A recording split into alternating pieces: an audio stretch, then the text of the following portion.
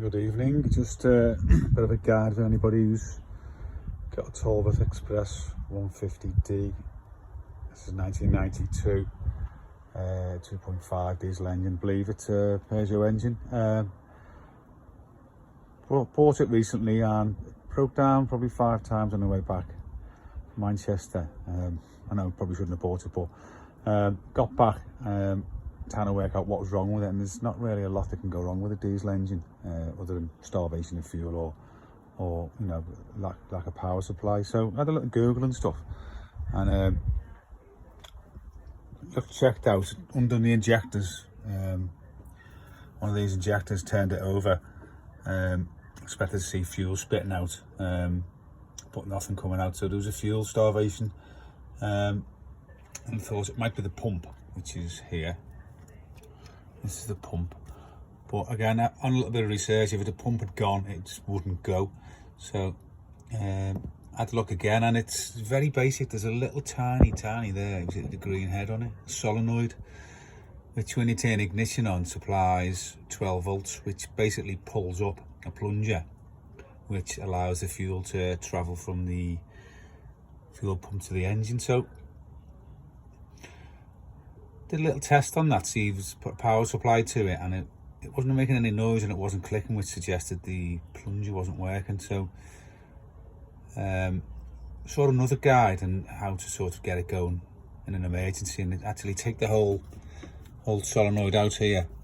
I think it's a 22mm socket, not 100%, but anyway, and basically pull the plunger out and the spring, which will then of course allow fuel to flow freely.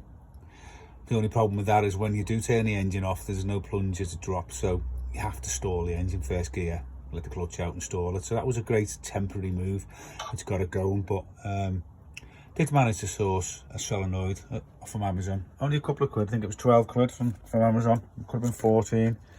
I believe it's like it's basically a Peugeot standard one. So hopefully when I put this in, it'll fit. Underneath that cap there is just a cover at the bottom. That's where the plunger is. Oh yeah, I've just taken the plunger out and I've taken the cover off. So basically what happens is when you get a supply of power when you turn ignition, this plunger goes in, which basically allows the fuel to flow freely. This is what I stripped out of the previous solenoid, so it's quite basic, but you know, it's between going and not going really, isn't it? So just to let you know what it looks like. Again, I'm going to install this. It's quite easy because I did actually strip the previous one out. Probably took about 10 minutes to get it out. Stripped it and then put it back in as a temporary measure. So get back to you in a second and see what's going on. So first we're going to disconnect the throttle linkage from here. It just pops off actually. Back half of it, like on a ball joint, it pops off, and then pull the throttle cable out through this hole here and just pop it to one side, which allows us easy access. Then it's quite simple to get at it, so it allows easier access to this one. So bear with me. So just know we've got to disconnect the connector here from the power supply to the top of the solenoid. I think it's about a 6mm nut, 8mm. Just done that now. Forgot the video, but there you go. I'm not an expert. As you can see, there's a new one, and there's the old one where I've pulled the plunger out, which allowed me to actually drive it back home without breaking down all the time. But of course, you need to stall it to stop. But hopefully that's a straight swap. Put it in. I'm going to wire it up and see what happens. Obviously, just to let you know, this is obviously a 12-volt solenoid because that's what the vehicle runs on.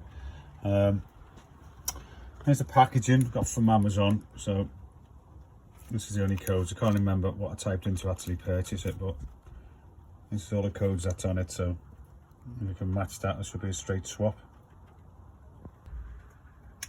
There's a new solenoid in position, so it's just a case of nipping it up and connecting the power supply to it. So here it is connected. Just going to try it out. There we go, guys, all connected.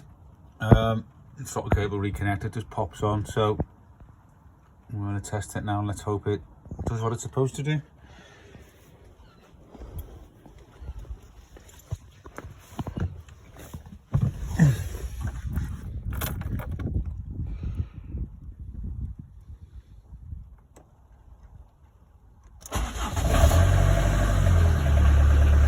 Fantastic. And connected, on and off. Fantastic. Sorted. That was £14 parts, probably about half an hour, 40-minute job max. So quite an easy solution. Hope it helped, guys. Bye now.